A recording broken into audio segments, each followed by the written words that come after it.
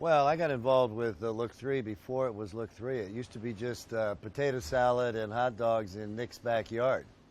And so Nick would have a gathering in his backyard for his neighbors and the few professional photographers that he knew. So there was no Look3. We were just involved with coming to Nick's backyard and having a picnic and looking at pictures on the screen. At that time, Nick would invite his neighbors to put in 10 slides in the carousel tray, and that's how we did it. And then it went up a level when he moved out to the country, and it was still blankets and picnic, and everybody would bring fried chicken and hamburgers and cook them on the grill. It was a real family affair. It's still a family affair. I mean, Look3, even in its international photo festival level, is still a family affair. But that's the only way I'm involved with Look3, is just as a friend of Nick and Reba, and pretty close to Washington, pretty close to the National Geographic crowd, and now actually pretty close to New York, actually. So we get a lot of New Yorkers and Europeans as well.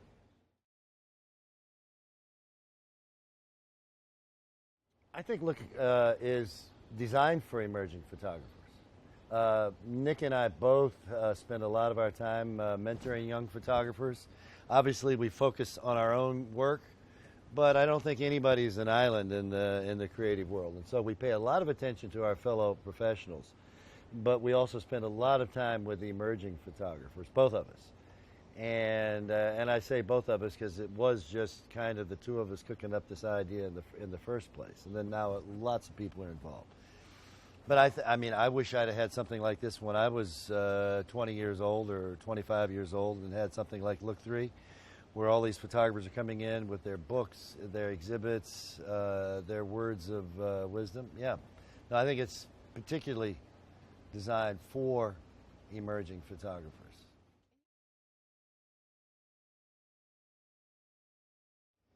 Yes, well, I've always felt kind of blessed. I got into photography early. I was 12 when I got fanatic about photography, even when at a very early age. By the time I was 14, I had a Leica that I bought with my newspaper route money.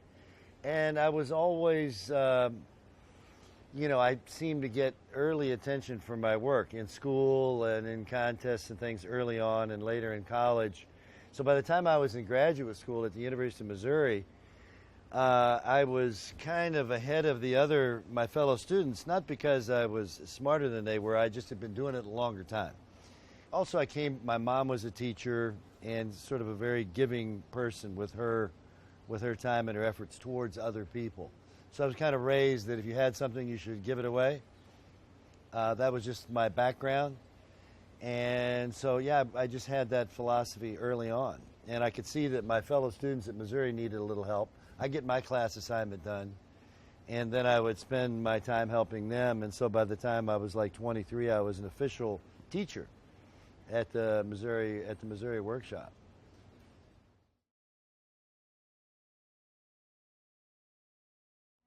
Well, it's my classes in photography, as you can imagine, are not even about photography. I mean, I know the basics of photography, but if you started asking me tech questions about cameras and things, I wouldn't have the slightest idea. No, my photography classes are really more about energizing people to think in a certain way. It's not, I can teach lighting and light and that sort of thing. I can teach photography from a tech standpoint, but mostly I try to get my students to be thinking about their life and to tap in on whatever it was, tap in on their childhood a little bit, and then take it forward. So it's really more of a motivational thing than it is about actual photography. It's not about lenses and cameras and things. No, I teach a class with a disposable camera would be the best thing of all. No, I've always used my gear. If you go in that bag right there, see that little bag right there? That's got everything. That's got my credit cards, my passport, and one camera with one lens, and with that, I can do anything. Keep an eye on that bag. Yeah. No, but I always just use simple stuff. Always. All my work is basically with one lens. My whole life.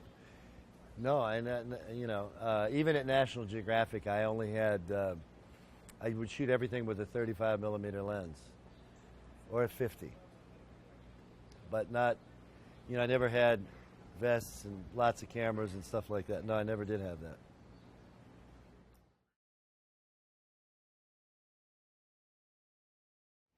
Well, I think my favorite words of wisdom are pretty much the same words of wisdom that anybody would have, I believe, and that is, you know, follow your passion, and then follow your passion, and then after that, follow your passion.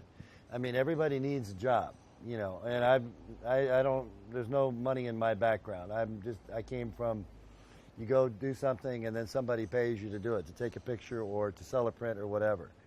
But I really, really believe that the only way that you're going to make a mark, or the only way that you can have authorship, is the obvious way, and that is you got to do your own thing. Now, you might have to do something else to pay the rent. You might have to be a bartender. You might have to do something else in order to pay the rent. But if you really, really care about your work, you're just going to have to do your work no matter what. And everybody that I know that's in the business, successful in the business, has done that one way or another. One way or another, you just have to figure it out. There are a million excuses why you can't do that, and I know all of those excuses, and I've actually had all of those excuses. But somehow, after hours, on weekends, somehow you got to go work on your personal project, and nobody's going to pay you to do that. Nobody pays me to do my personal projects now, even with some background, some credibility. I still do that. I did it for my first book, Tell It Like It Is, which is on the walls over here at McGuffey. And I'm doing it actually, ironically, again now for that very same project and all of my new projects. So I get some commissions, but mostly I have to do it by myself. Then and now. I think it's the only way.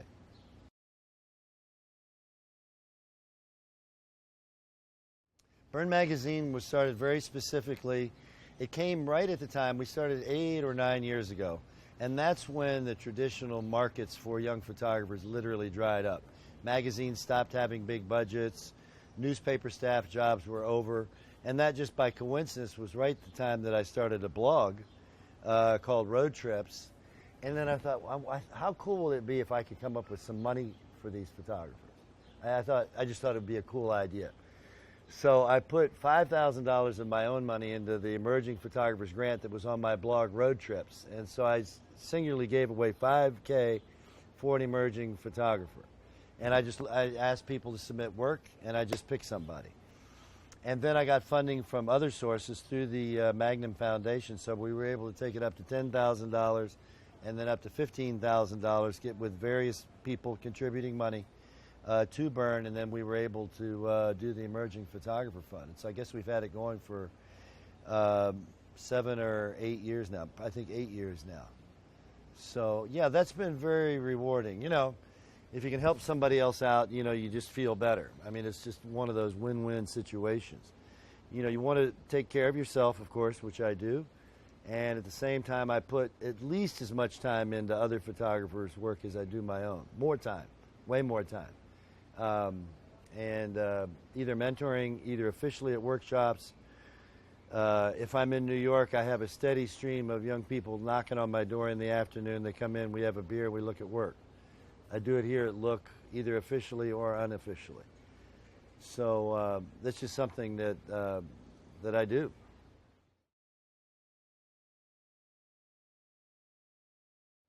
Oh, it's the social media. It's a real simple concept. It's just like it's like the old days, magazines building circulation, right? Magazines would build the circulation. That would be their audience. And now individual photographers do it with Instagram or with Facebook or with Tumblr or whatever. And I don't know if it's going to stay important, but it sure looks like it's going to stay important, or some version of it will stay important, because I think the only way that you can have an audience is to build it that way. Now, the audience that I built originally was, like, say, with National Geographic. But that was kind of a funny kind of an audience, because that was their brand, their audience, and David Alan Harvey was just a part of that audience and their advertisers. Same with the newspaper. The great thing about the social media is that you build up your own brand. You know, Alex Soth has his own brand because he has his own blog and his own Little Brown Mushroom. Same for me with Burn and for a lot of other photographers. Now, at least, the social media is kind of the way of building up an audience, and in my opinion, it's a better way. a better way than the old way. The old way, you had a publisher and an advertiser up here. And then you had an editor, and then you had a director of photography. You were many layers removed from the actual people who saw your pictures, right? This way, you're going straight to the people who actually like your work. That's not as many people who are going to like a larger brand overall. A smaller audience, but it's a dedicated audience. They like your work, and then that audience grows out, and then so you have a real audience, a more real audience, in my opinion, just smaller.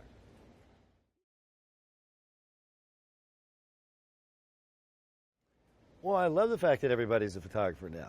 I mean, Instagram, for example, which is the most incredible phenomena of our time, for example, it's got to be primal. People are just taking pictures all the time and looking at pictures all the time on their phone. Now, I've got great big prints over here at McGuffey because I don't look at the phone as the only way to look at pictures, but it's one way to know about pictures, and it's all the time, constant. And so everybody's speaking the photography language, which some photographers get disgruntled by that and say it's over and, you know, all of that. I can't even participate in that conversation because I just don't believe that at all. Things have always changed. Technology has always changed things. It was the big conversation was at one time when radio was the main form of communication, then TV came along and everybody panicked. Or 35 millimeter photography came along and replaced large format photography. There's always a technical revolution that freaks everybody out. But no, I like the fact that everybody's taking pictures all the time. Photography is a common language, just like English is a common language. Does that mean that everybody's a poet or a screen writer or a novelist? No. No, human nature has never had a mean level of anything. There's no such thing as a mean level in the human experience. Whatever is a mean level, somebody's going above it. You can't name one thing that's a mean level of anything, of writing, of poetry, of filmmaking, of songwriting, or of any of it. And photography is the newest of all those things. You know, music has been around forever, painting, and photography is new, relatively new. So, no, I think the fact that everybody's doing it only elevates it. And actually, in some of the pictures that everybody is taking, some of them are fantastic. But, you know, I mean, I can go out on the golf course with a 9-iron and hit a shot that looks just like Tiger Woods once in a while. But, you know, consistently under pressure, you know, Tiger's going to play the game, right? And that's a sports analogy. You can always do sports and art analogies with regard to photography. But the fact that everybody can take pictures, to me, only some of them will get really interested in it. Some of them are just going to photograph their kid's birthday party. Great. Photography as memory. I use photography mostly as memory. I like my mom's refrigerator door with the family pictures up there. I mean, that's a work of art, in my opinion. So, no, I'm not threatened by that. I think it's pretty exciting, to tell you the truth.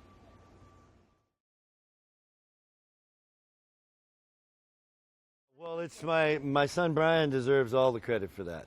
I know, I've known for a long time that in general, you know, that even though I got into photography actually to hide behind the camera, I didn't ever want to be in front of it like I am right now. I was a pretty serious introvert all the way through up until college, I guess, and I was using the camera to hide behind.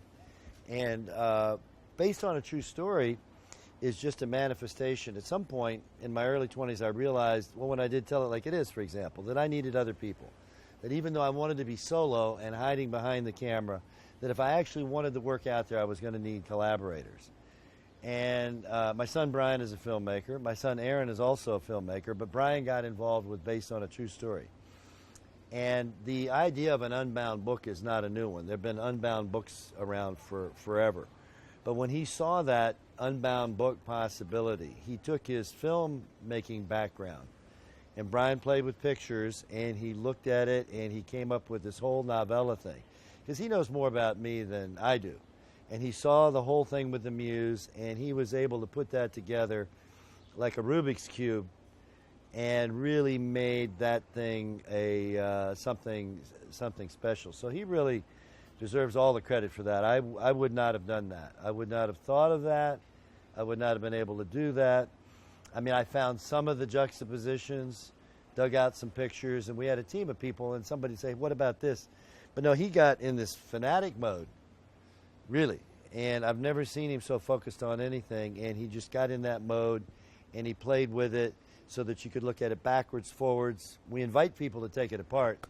But even when you look at the new Based on a True Story app where you can mix and match, and you can mix it up, it's still, you're never going to find a better way to look at it than the way that he actually put it together. But we made the map. We invite people to take it apart, or he invites people to take it apart. But there's really only one way you can really look at that story.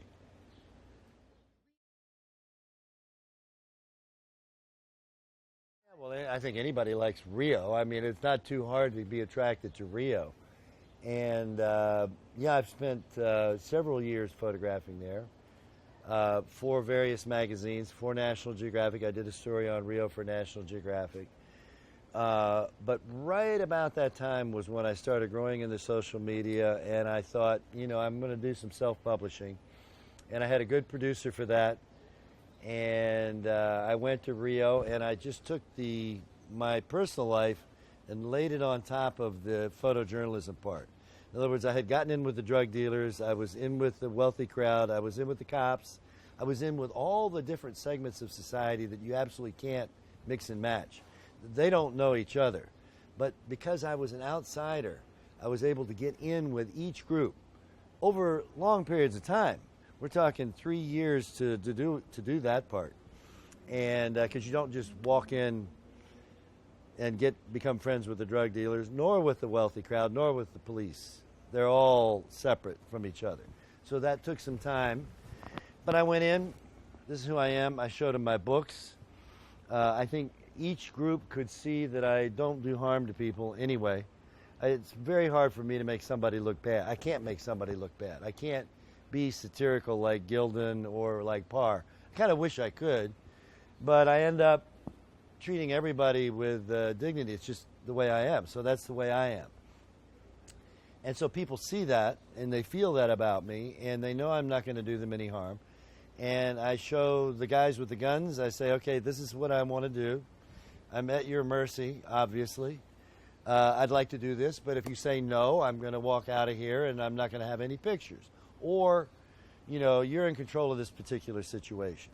And so that's the way I was with them, and brought the pictures back, showed them the pictures on the back of the camera as I took them. Same with the wealthy families. They're even harder to photograph in Rio because they live in fear of the other guys. And anyway, so over time I was able to get in with all the disparate groups. But all of that work, all of that journalistic work, getting in with the different demographic groups was just the background for the personal, for the muse, and for the story that was overlaid on top of it. So all of that, the hardest work was the background, the backdrop. And the front story was a personal story where I'm drinking caipirinhas and smoking marijuana and girls, and all the stuff is laid in as kind of the main story. Now that was documentary too, because it was what was really happening around me. You can imagine Hunter S. Thompson is one of my heroes, and so, there was a little bit of the gonzo mixed with a little bit of literature. I've always had literary references. It was Mark Twain and Ernest Hemingway who were really influencing me when I was a kid. It wasn't photographers. And then the French Impressionists. So it all kind of came together. And then Sofia Coppola with Lost in Translation, Susan Sontag, and The Ballad of Sexual Dependency. Nan Golden. Yeah, it was all women who had done things like that influenced me more than anything else. But anyway, they were the ones that really influenced that. And then Brian did the story, and then boom, and then we had great success with it as an art object. I sold it as an art object to collectors at an ascending price range. So then Brian was kind of in charge of that too. And then, of course, I kicked in and gave them away for free in Brazil. I went down to Brazil. Oh yeah, no, that was my big. This is the main story about me. Here is the main story. Based on a True Story was done as a documentary project, and then as a storyline using a muse and muses, and kind of based on literature. And then I went back to the communities where I told it. Oh yeah, I took the money. I'm Robin Hood. I took the money from the collectors who paid a high price for Based on a Story, and it was a good investment for them. And then I took the profit from that and made a magazine version and went to Brazil, and we spent 2 weeks giving it away for free. We went to schools, art centers, and signed copies of that thing are all over the favelas in Brazil. I gave it away for free to the wealthy class, to the cops, to the drug dealers, and to all the kids in school. And then Tell It Like It Is, the exhibit that I have here now, same thing. We did that originally as a $2 book to raise money for the poor in the ghetto. We called it the ghetto at the time. And the profits from Tell It Like It Is then and for the new book are going for a scholarship for young photographers of color and to the family, the Liggins family, who I just found after 48 years. So it's direct stuff. Everything I do is like direct. Take pictures of people, give them the product. And I did the same thing with Living Proof, my hip-hop book, the same way. The two guys in the hood in the Bronx River projects, it's mostly token. Nobody's getting rich. There's not much money floating around here with what I'm telling you about. But those guys, the guys that did the lyrics for Living Proof and the guys that showed me around the hood and protected me in the hood in the South Bronx at 3 o'clock in the morning, those guys, we split the profits 50-50 with those guys. They never asked me for any money. By the way, never. At no time in the hood did anybody ever try to get money from me in any way, either at gunpoint or any other way. But we became friends, and since they did the lyrics and since they helped me take the pictures, I wanted them in on the deal. I said, listen, guys, you're not going to get any money. You're not going to get much money because photo books don't sell very much. But on paper, I'm splitting it with you. And with the Liggins family, again, the original intent was to support the families in the hood, and so they're getting it this time too. And then the scholarship fund for a university student of color. So, all of that stuff, there's that. I'm not much of a. No, I mean I earn a living. I do earn a living, but I drive an old truck and I live in a broken down house in a place that I really like, but. No, making money and being a successful businessman is not what I've ever been about.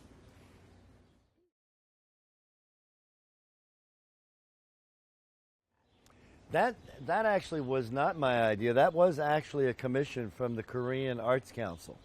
But I had been a guest in Korea for several years prior to that. I went there for an exhibition, like, say, 5 or 6 years ago. And then the Koreans will make a star out of you. They'll put you on TV and write articles about you. The next thing you know, you're kind of famous. They've made you known in Korea. And so that's what happened. I kind of got known among, I guess, a lot of Koreans. They put me on TV a few times, did a documentary on me. And then I got known enough in Korea that they decided to give me this incredible 1-month commission to photograph what to them is a historic legacy for them. There's no more young women coming into the profession. So those women, when they're gone, it'll be over. And so they decided to have me do the book on the Henyo. And of course, they were inspirational. They were terrific. I mean, talk about something opposite from Rio. Have you been over to McGuffey to see the show? Not yet. Oh, well, you got to, yeah, okay. You'll see Tell It Like It Is. You'll see Rio. You'll see the whole wild and crazy part of me in Rio. And then you'll see the Henyo, which is kind of like Tell It Like It Is. It's a very tight demographic. And I got in with these old ladies who I couldn't speak a word with them. So it was all eye contact and body language. And I fell in love with these ladies. Just as much as I fell in love with all the women in Rio, I fell in love even more with the women in Korea. And yeah, they were fantastic. And yeah, they've been diving since they were teenagers. doing this job, going down 20, 30, 40 feet free diving, out in the cold water, launching from a boat or from rocky cliffs. My family said, Dad, do not dive with these ladies. Don't do it. And of course I got there and I realized, these ladies are my age, slightly older than I am. And I thought, wait a minute, they're going down there. I got to go with them. So I did. Yeah, I did. And so you'll see a couple of pictures on the wall where I actually went in the water with them, which is not my thing. That's Paul Nicklin's thing. That's David Duboulet. That's not me, for sure. But I did it anyway.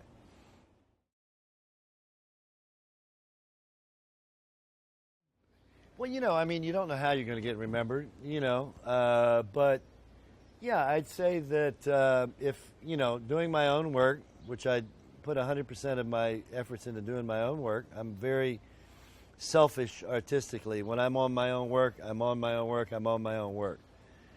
But then I spend about an equal amount of time, the other 100% of my time, working with young photographers. Sure, I'm from the pay forward school. Absolutely, yeah. And I encourage other people to do the same thing. So it's kind of an idealistic point of view. I get burned because of that. Some people will really take advantage of me, and that hurts me deep, and I almost will quit doing the mentoring thing sometimes because I do get burned like that, because some people will take advantage. But then the only reason I keep going with it is because some people get it and appreciate it, and so I keep going for that reason. But that it's a vulnerable position. Sometimes if you're generous, people will, you invite people into your home and give them a beer, and 2 days later they want more beer. They've broken all your furniture and broken all your windows. So I've had that happen too. So it's a double-edged sword.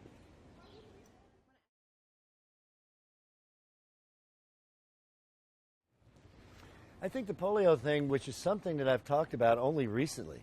I went like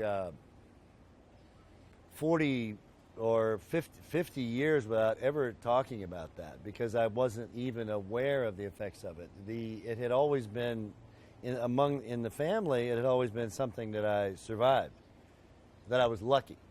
I was in isolation for a while at age 6. And then therapy and everything, but it was over from a medical standpoint, and nobody in my family thought anything about beyond that I was just a lucky survivor, which I was. But it was only kind of recently that I realized that I must have gotten pretty messed up psychologically. The isolation, separation from family, no internet, no texting out of there. But I had books to look at and pictures to look at, things to read and pictures to look at. So it had an incredible effect that way. It also, if you're in isolation like that, which is a little bit like being in prison, it's the same thing. Medical reason, whatever, however you get isolated in a room for months, that, you either come out of that better or worse, right? And so you do end up spending a lot of time with yourself.